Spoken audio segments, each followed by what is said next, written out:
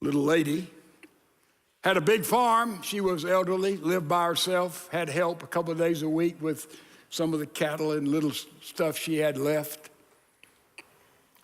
She wasn't thinking as clearly as usual as she had for so many years. And one night, a man was hitchhiking down the highway in front, and he saw the house, and he went in and broke in and stole different things while she was asleep, reminded about $600.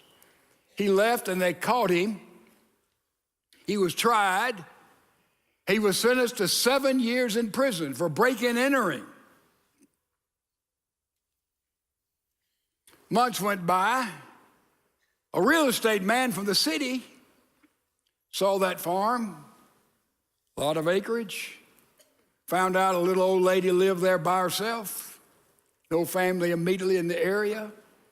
He went to the town and got another local real estate man who knew that little old lady. Her family had been there forever. And the man said, "I'd like to go buy that farm."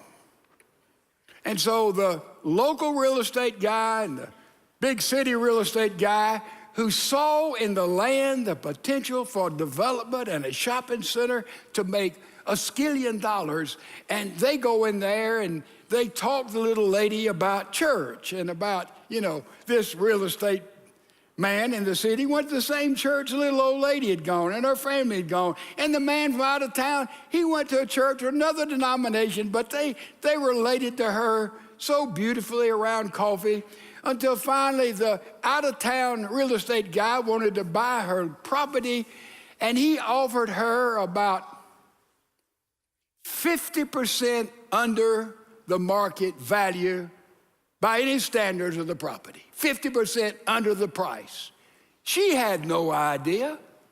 She called her brother who was in Montreal. He said, "Well, whatever you want to do, Dorothy." Called the daughter who was in California. She said, "Mom, I don't know about all that." So she sold the property easily 50% under market value. The two real estate men said, "Boy, did we make a good deal." Ladies and gentlemen, I want to ask you a very sobering question.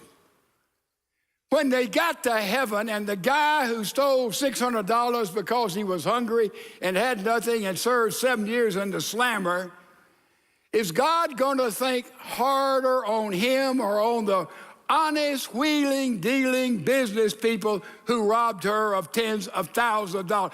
Who do you think was the biggest thief?